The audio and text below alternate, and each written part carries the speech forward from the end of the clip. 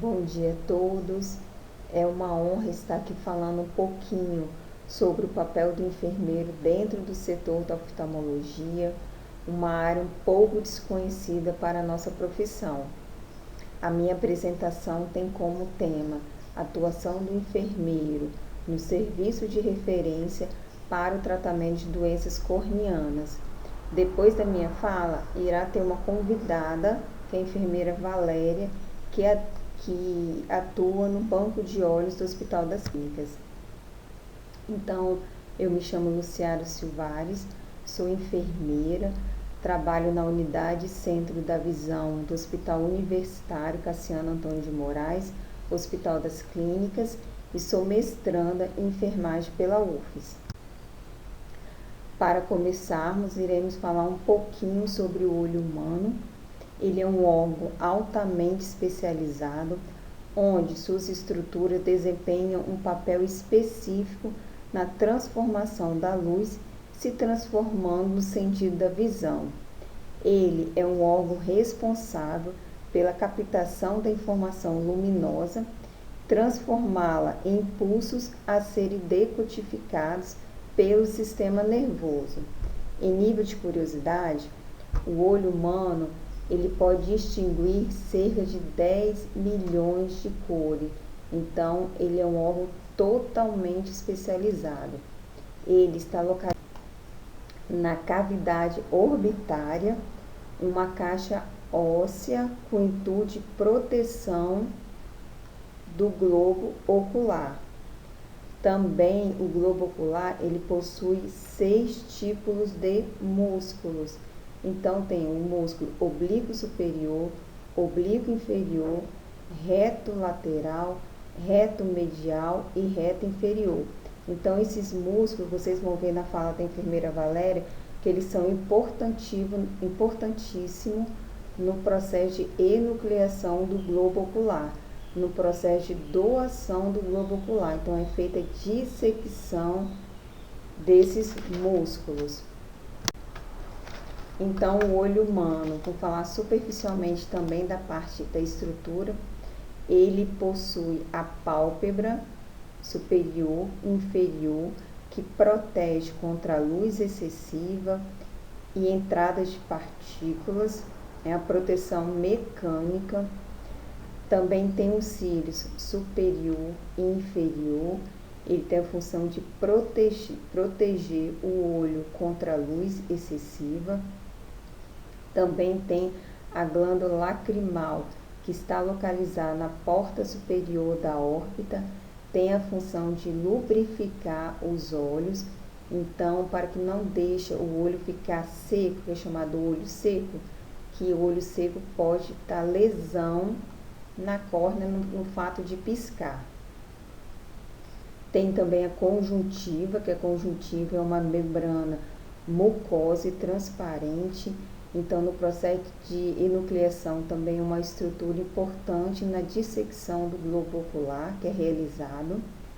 Também tem esclera, que é essa parte aqui, ó, branca, que dá a parte branca dos olhos. Ela é rica em fibras colágenas. Também tem a íris, que ela dá coloração aos olhos, e tem a pupila. Então, a pupila, ela sofre um processo de midríase ou miose, dilatação ou contração da pupila. Na parte também interna nós temos a córnea, só que a córnea nós vamos falar um pouquinho mais para frente. Aqui nós temos o cristalino. Então, o cristalino ele está atrás da íris, é uma lente também transparente. Então, no processo de cirurgia de catarata, retira esse cristalino e implanta uma lente intraocular. Também faz parte da estrutura do olho o humor vítreo, ele tem a função de manter esse formato aqui do olho. Esse humor vítreo ele é um gel que tem 99% de água, 1% de colágeno e ácido hialurônico. Também temos a retina, que é a parte interna do olho. Então, a gente fala que a gente faz avaliação do fundo do olho, é a parte interna, contém milhões de receptores e tem a função de converter a luz em impulso elétrico, levando até o nervo óptico. Aqui é o nervo óptico, que é constituído cerca de 1 milhão de axônios das células ganglionares da retina. Também é um processo importante na parte de dissecção. Então, a última parte que é feita a dissecção, que é retirada a dissecção no processo de enucleação, que é retirado do globo ocular, a gente faz a dissecção do nervo óptico. Então, a luz ela entra pela córnea, passa pela pupila, passa pelo cristalino, passa pela retina, que é transformada essa luz em impulso elétrico, levando até o nervo óptico. Mas, e aí? A córnea é nosso foco no nosso trabalho, da apresentação. A córnea, ela é um tecido transparente, tá vendo? Transparente, está localizada na porção anterior do globo ocular.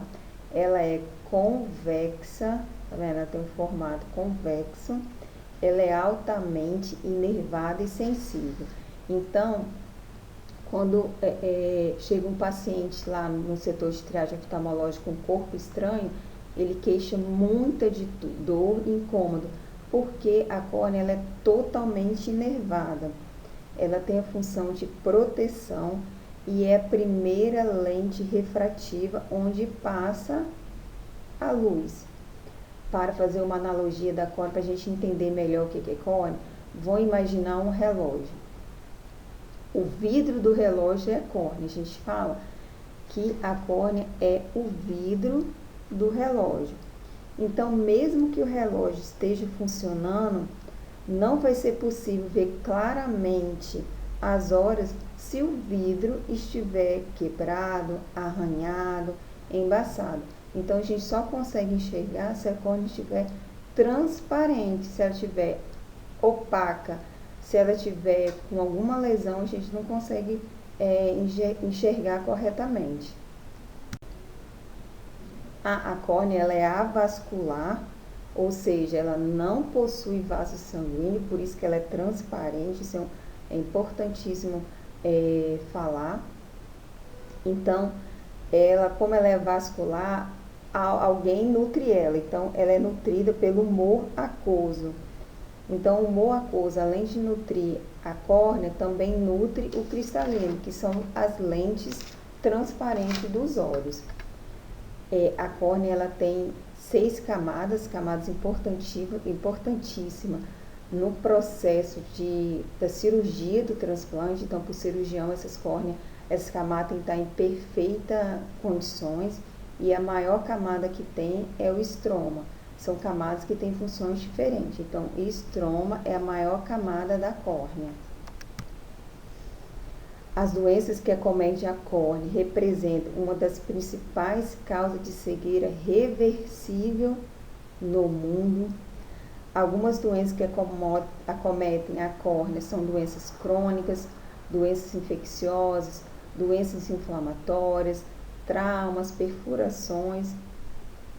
Então, em alguns países, a principal causa de doença corneana é a ceratocone, que é uma doença corneana degenerativa, não inflamatória, assimétrica e progressiva, caracterizada pelo afinamento central da córnea. Então, a córnea sadia é uma córnea que tem um formato convexa.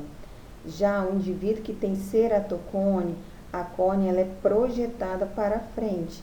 Ela torna-se uma forma de cone mesmo, bem protusa. As pessoas com doenças corneanas, elas podem apresentar um impacto na qualidade de vida dela. Ela pode reduzir seu ritmo de trabalho. Ela vai ficar um indivíduo dependendo dos cuidados familiares. Então, um indivíduo que tem doença corneana, ela pode acarretar danos físicos, psíquicos, sociais e econômicos. Então, nós falamos um pouco sobre o olho, sobre a córnea, agora nós vamos falar sobre o transplante de córnea. Mas o que é um transplante de córnea? Ele é um procedimento cirúrgico, então todo procedimento cirúrgico tem que ter os cuidados de pré-operatório. Então, é realizada uma córnea doente, que a gente fala, uma córnea opaca, de um receptor. A gente vai fazer a captação de uma córnea transparente, uma córnea sadia, de um doador, e vai fazer o procedimento cirúrgico. Então, o transplante de córnea é um dos procedimentos cirúrgicos mais importantes da oftalmologia, pelo que ele representa. Então, ele tem a função de recuperar a função da visão.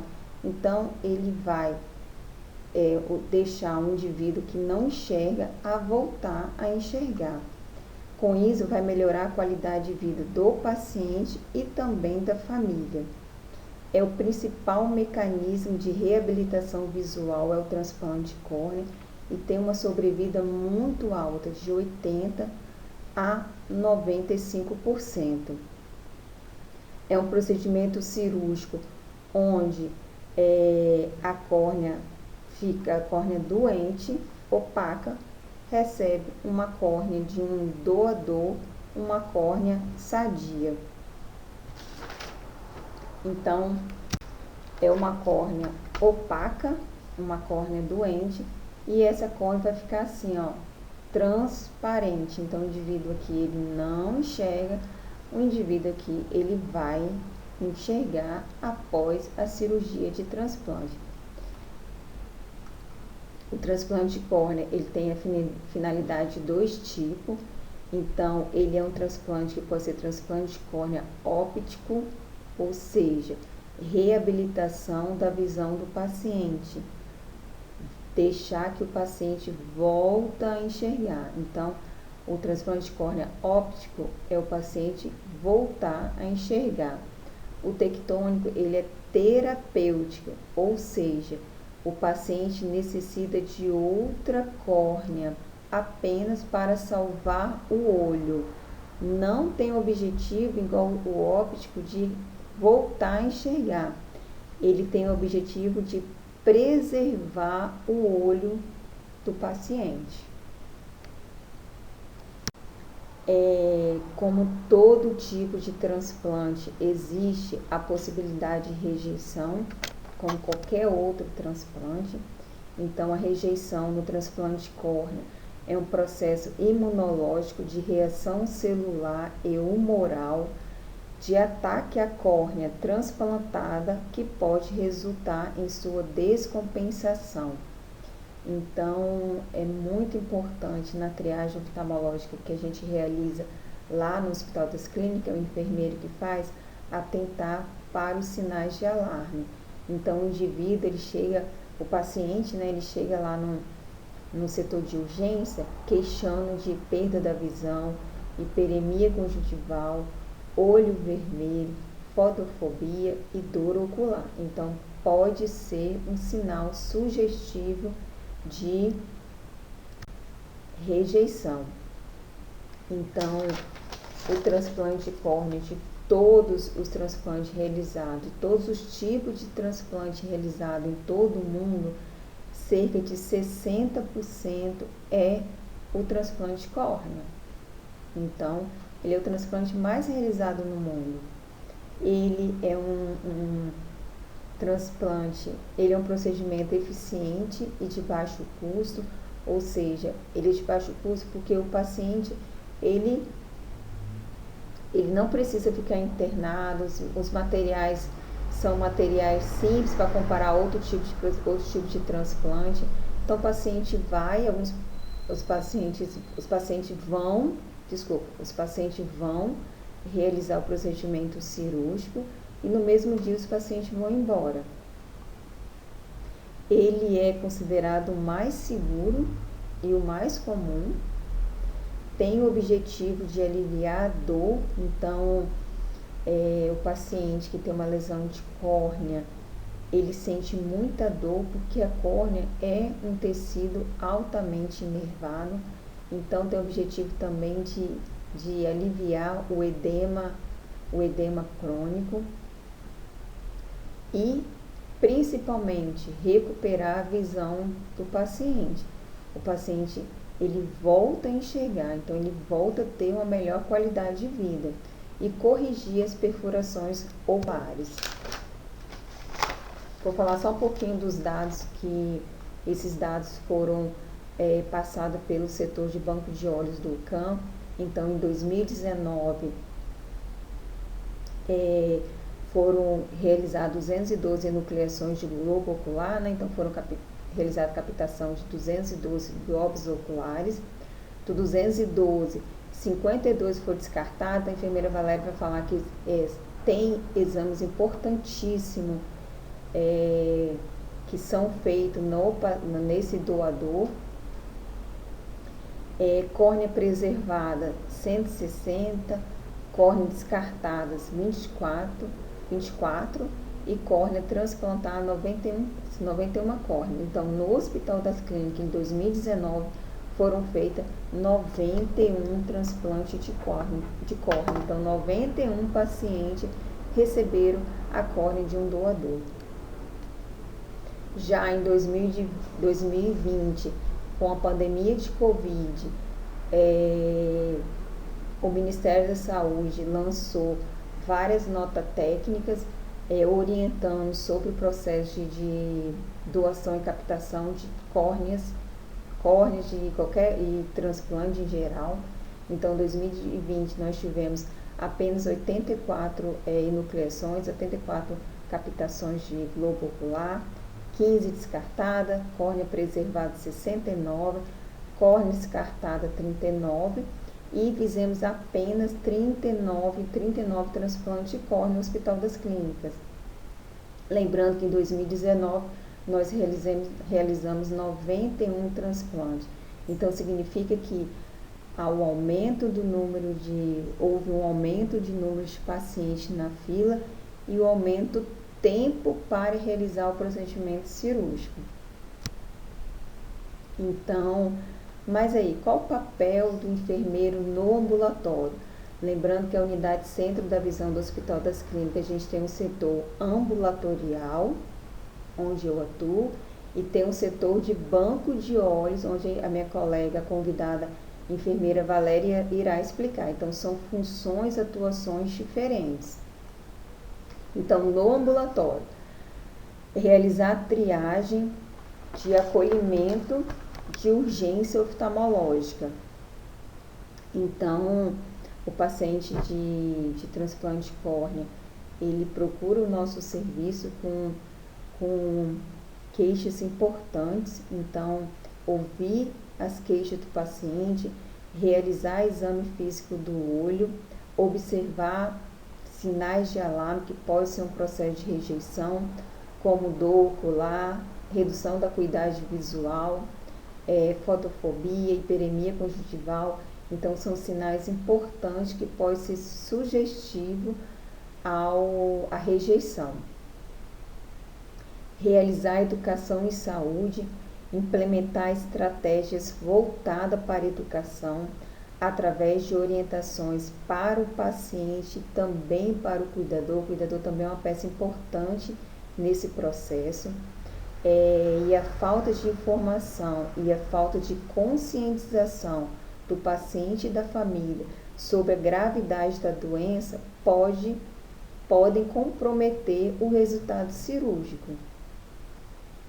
Também realizar pesquisa na prática profissional, propor ações de segurança para o paciente, realizar busca ativa aos pacientes faltosos à consulta no setor de córnea, realizar a busca ativa aos pacientes que estão na fila de transplante de córnea.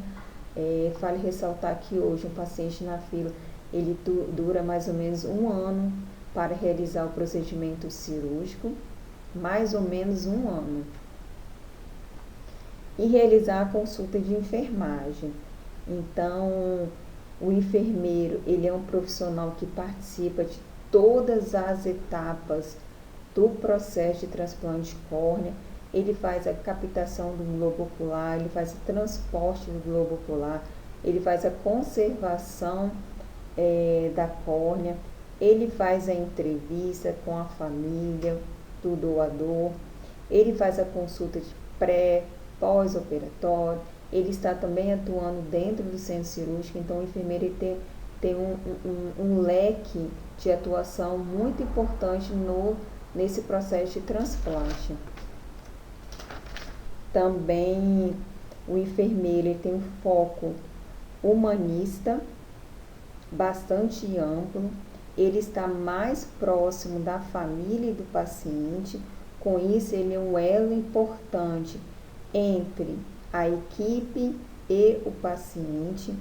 O enfermeiro ele tem um foco na sua formação, um foco de atenção integral ao paciente, contemplando seus aspectos emocionais, subjetivos e psicológicos.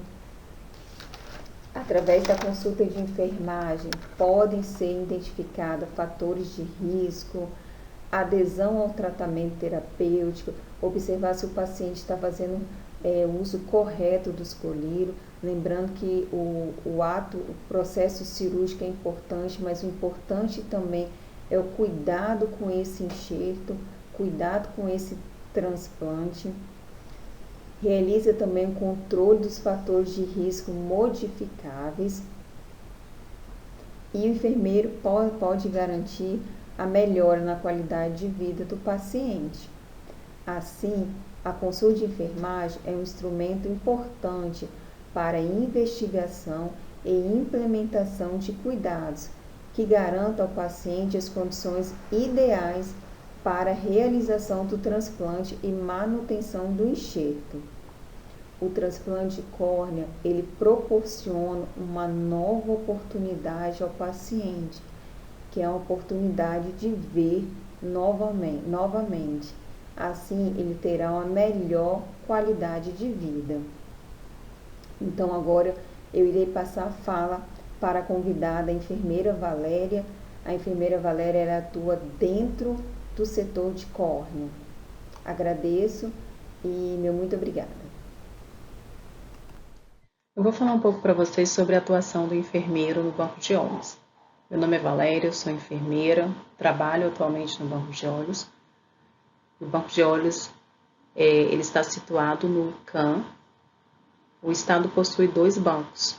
Um está situado no CAM e o outro está situado no Hospital de Vila Velha. Hospital Vila Velha. O banco de olhos do CAN foi criado em 1998 através de uma parceria entre a CESA e o CAM.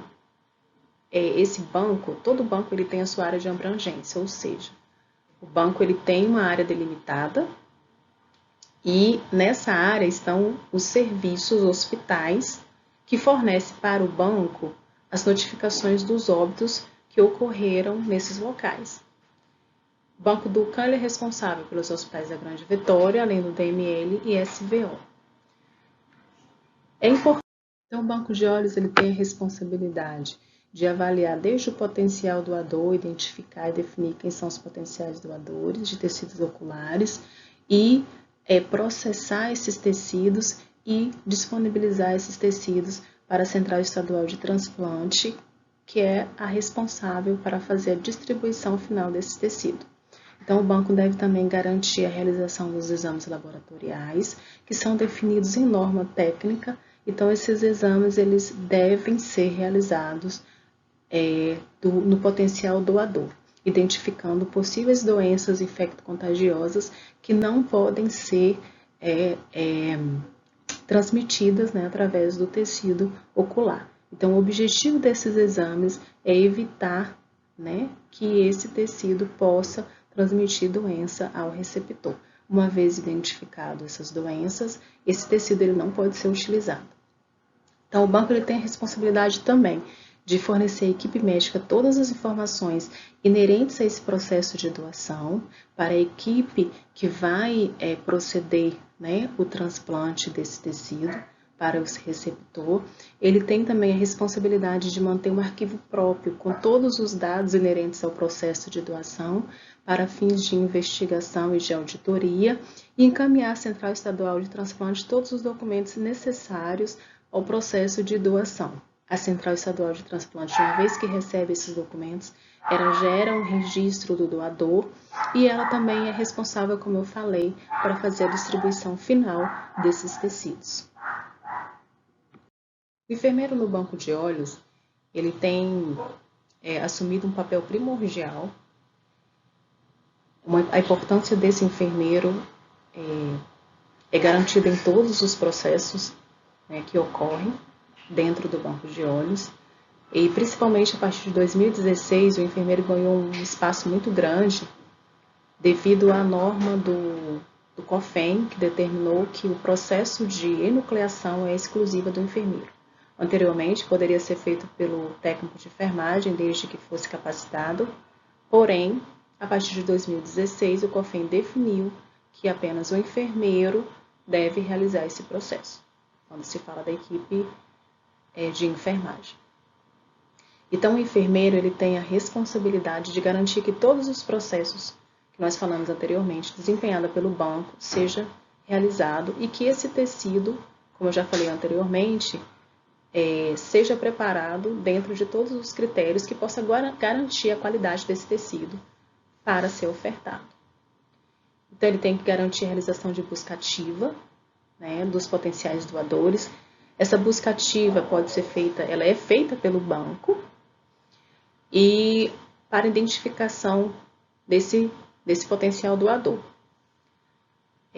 A identificação também é realizada através das notificações realizadas pelos hospitais. Então, todo óbito, quando ele acontece no hospital, o hospital tem que notificar imediatamente o banco de olhos, principalmente quando é um potencial doador.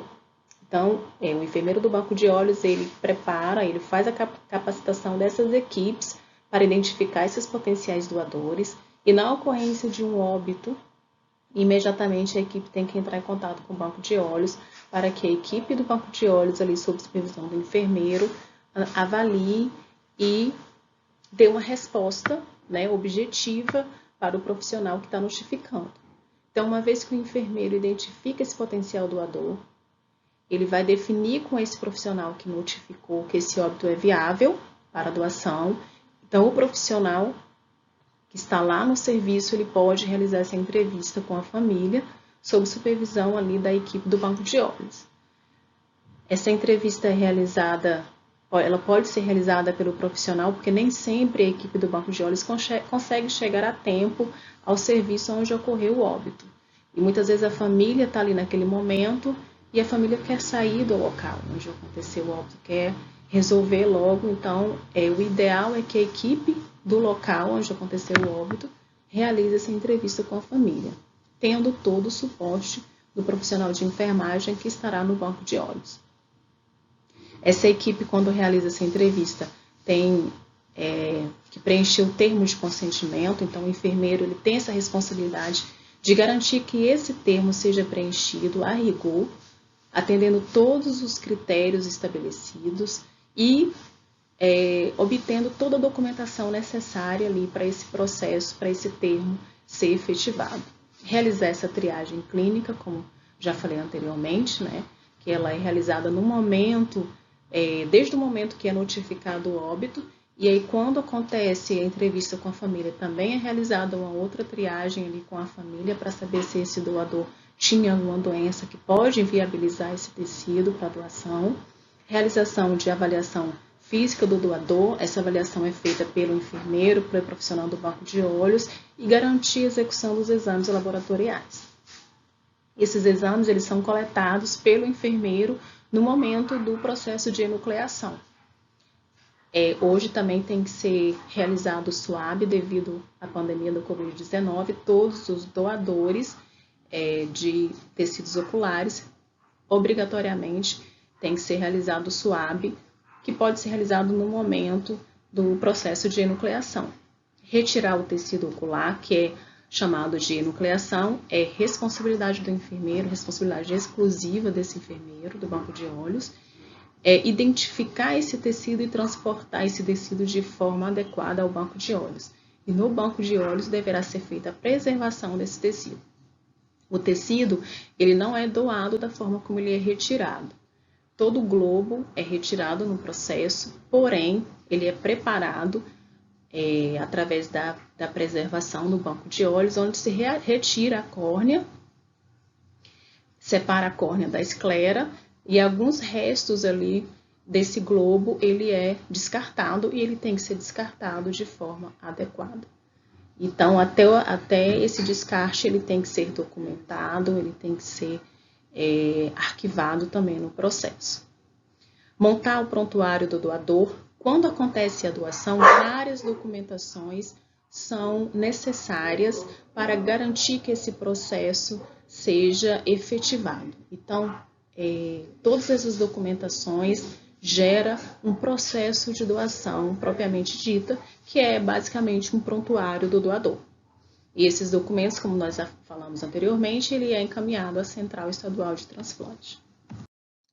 Exemplificando melhor para vocês, aqui nós temos um fluxo que vai explicar melhor o processo de doação, que começa basicamente com a notificação do óbito. Quando acontece o óbito, os hospitais, como eu falei, devem imediatamente notificar o banco de olhos, e o banco de olhos também pode realizar a busca ativa através do telefone ou busca presencial para saber se aconteceu o óbito no serviço. Então, uma vez que o óbito acontece, é realizada uma triagem para saber se esse óbito ele atende os critérios de potencial doador. Lembrando que na doação de tecidos oculares, não precisa necessariamente o óbito estar com o coração em atividade, que é o que acontece na doação de múltiplos órgãos, onde é necessário ali manter o coração batendo para a manutenção dos órgãos para fins de transplante. A córnea ela pode ser captada até 6 horas após a ocorrência do óbito, mesmo em coração parado. Tá? Então, durante esse período, até o limite máximo das 6 horas, a córnea ela pode ser captada. Então, quando é identificado o potencial doador, como que isso é feito? Existem contraindicações absolutas, isso é determinado em norma, e existem contraindicações relativas. O que é isso? Contraindicação absoluta, não há o que discutir.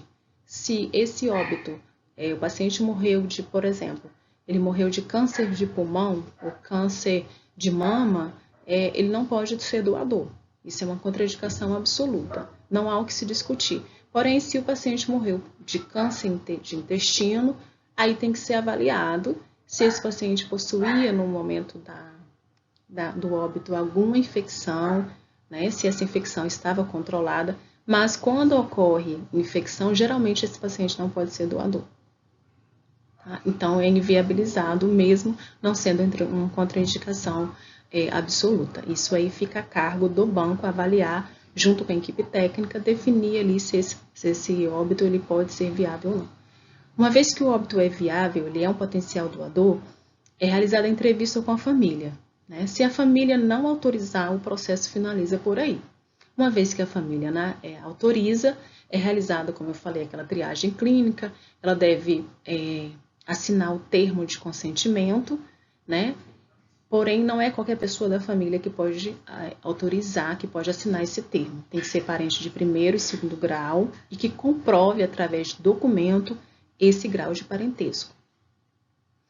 Uma vez que esse termo, que a família autoriza, que toda a documentação ela é disponibilizada, o enfermeiro tem que avaliar se todo esse processo, quando não é realizado por ele, o enfermeiro do banco de olhos, ele tem que avaliar se todo esse processo está correto, se o termo foi assinado e foi preenchido corretamente, se as documentações necessárias estão devidamente xerocadas ali, que precisa fazer parte do processo. Aí ele faz a avaliação do prontuário do paciente, que é necessário fazer um cálculo de hemodiluição, isso quando ocorre um óbito intra-hospitalar, é necessário fazer um cálculo de hemodiluição para ver se esse paciente recebeu muito líquido que possa inviabilizar a amostra sanguínea. O que é isso? Quando o paciente recebe muito líquido, intravenoso, soro, sangue, esse sangue ele pode ficar muito hemodiluído, e isso pode prejudicar a amostra sanguínea. Então, existe um formulário que o enfermeiro faz o cálculo e existe um parâmetro que ele tem que comparar. Dependendo do valor final desse cálculo, essa doação ela não pode ser efetivada, tá? Porque esse potencial doador ele não tem uma amostra sanguínea confiável para garantir, né, que esse tecido não tenha nenhum comprometimento de doença infecto-contagiosa. Como eu falei anteriormente, o processo tem que garantir que nenhuma doença seja transmitida através desse tecido. Porém, isso não é comum acontecer. Geralmente, todas as doações, é muito difícil acontecer isso, a inviabilização da doação devido a um cálculo de hemodiluição alterado. Então, uma vez que o enfermeiro fez essa avaliação do prontuário, ele faz a avaliação física do doador, que também deve ser sinalizado em documentos, se esse doador possui alguma lesão ali no ato da doação, do processo de captação. E aí, nesse momento, ele faz a coleta do sangue e a coleta do suave. Né? O processo de enucleação deve acontecer garantindo toda a técnica asséptica.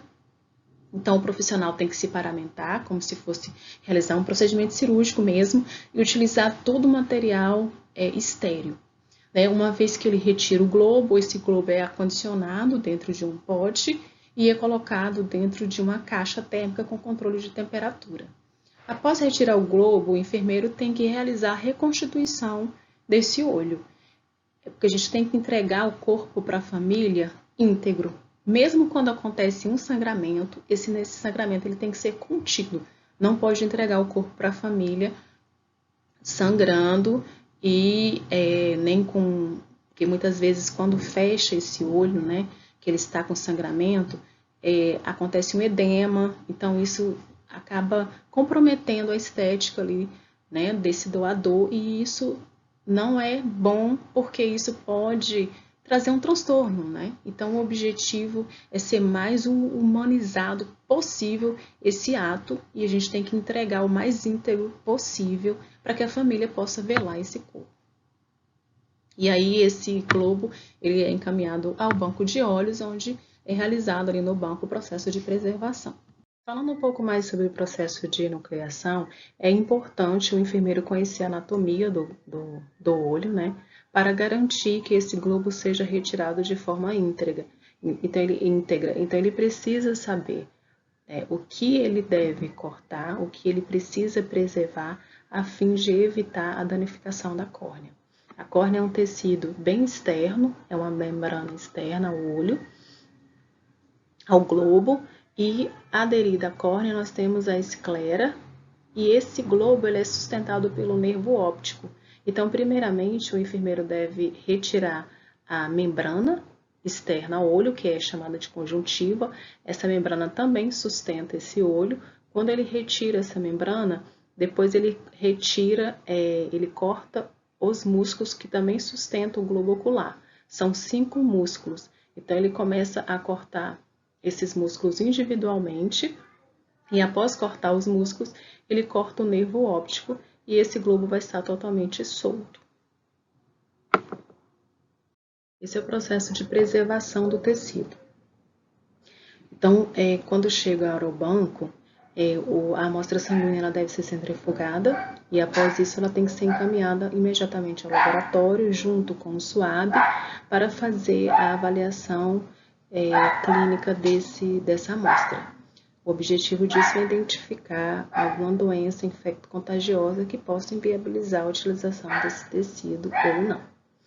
Então, quando o laboratório recebe essa amostra, ele já tem um protocolo, né, dos exames que devem ser realizados e após isso o resultado é encaminhado para o banco.